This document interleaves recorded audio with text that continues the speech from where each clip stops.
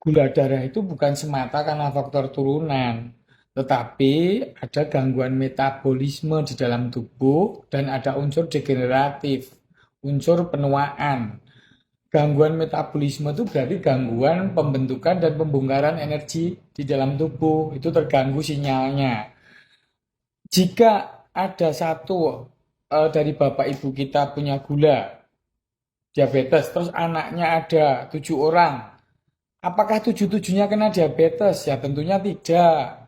Bisa jadi satu, dua, atau tiga. Berarti nggak murni faktor keturunan saja, tapi faktor gaya hidup, pola makan, pola istirahat, dan lain-lain.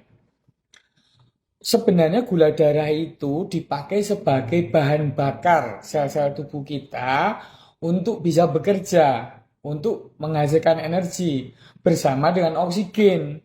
Jadi glukosa karbohidrat yang diserap di usus kita itu melalui aliran darah, kemudian bersama dengan oksigen masuk ke dalam sel, mulailah masuk dalam siklus energi, pembentukan energi.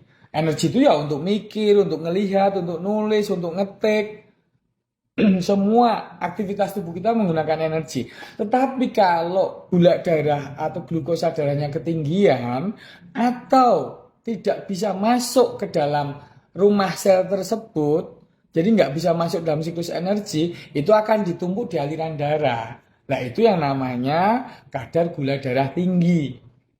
Ya jadi ceritanya ketika kita makan, entah itu nasi, tepung, gula atau apapun, ketela, itu diserap di usus.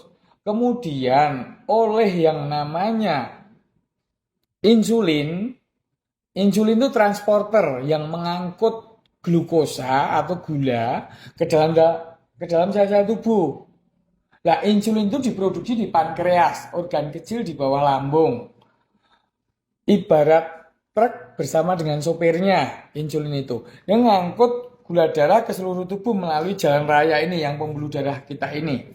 Kemudian tugas dia itu sopir truk dan truknya tadi nganterin ke rumah-rumah. Jadi di pinggir jalan raya ini kemudian truknya masuk membawa gula, ngetok pintu rumah. Lah, pada orang yang kena resistensi insulin, itu pintu-pintu rumah sel itu sulit terbuka. Jadi akhirnya sopir truknya balik lagi bawa gulanya dan akhirnya ditaruh lagi di pinggir jalan raya itu.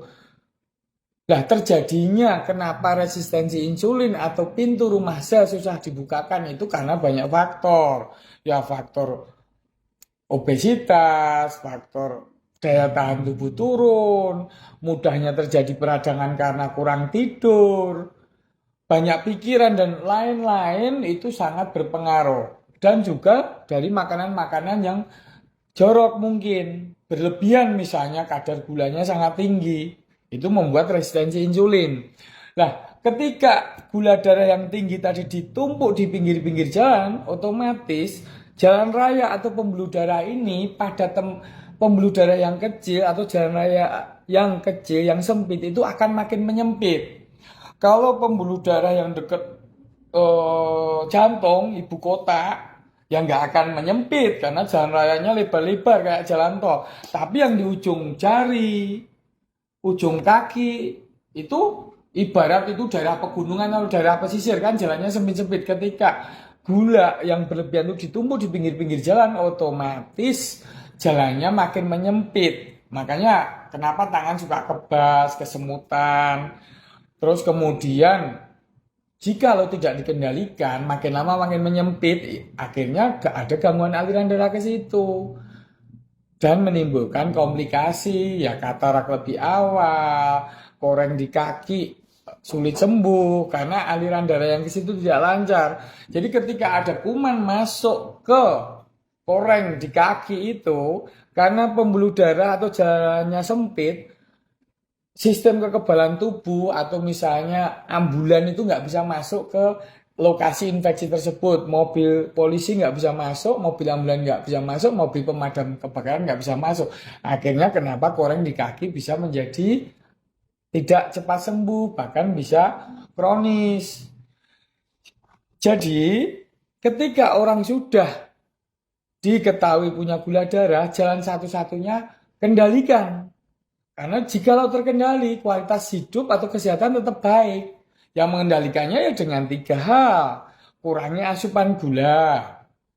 Kemudian aktivitas fisik atau olahraga untuk membakar kelebihan gula yang numpuk di pinggir-pinggir jalan raya tadi. Kemudian yang ketiga, ya minum obat.